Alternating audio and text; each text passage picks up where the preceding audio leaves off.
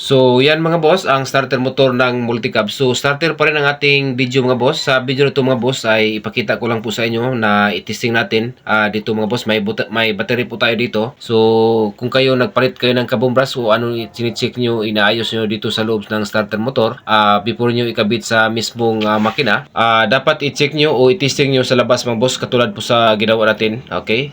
Para po sa video nito mga boss ay para lang po ito sa mga baguhan pa.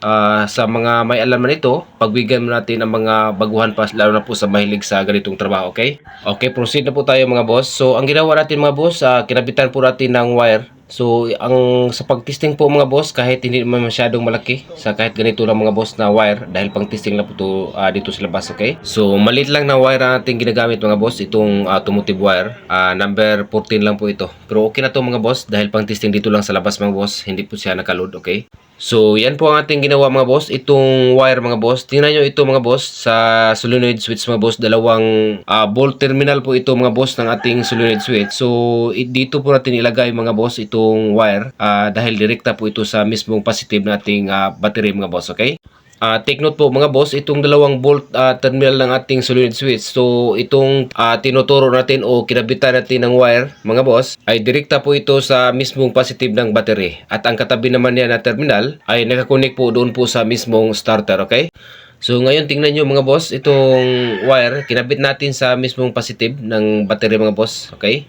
So, next natin mga boss, ito ang trigger ng ating solenoid switch mga boss. So, linyahan natin ito ng wire mga boss, okay? Salpak natin itong socket. At ngayon, ready na po tayo sa pag-testing mga boss. By the way, sa ground ng ating starter mga boss, hindi na po tayo naglinya ng wire dahil ang mismong body ng ating starter, yan po ang ground. So, idikit lang natin itong body sa negative ng ating battery mga boss. So, ganyan lang po kadali mag-testing mga boss, okay? At ngayon, subukan natin to. Tapos, itong trigger nating solenoid switch mga boss. Tingnan nyo ito mga boss, itong wire. Dito natin idikit sa mismong positive ng ating battery mga boss. Okay, at ngayon subukan natin to. Idikit natin tong trigger doon po sa mismong positive ng battery. Okay, at ngayon subukan natin to.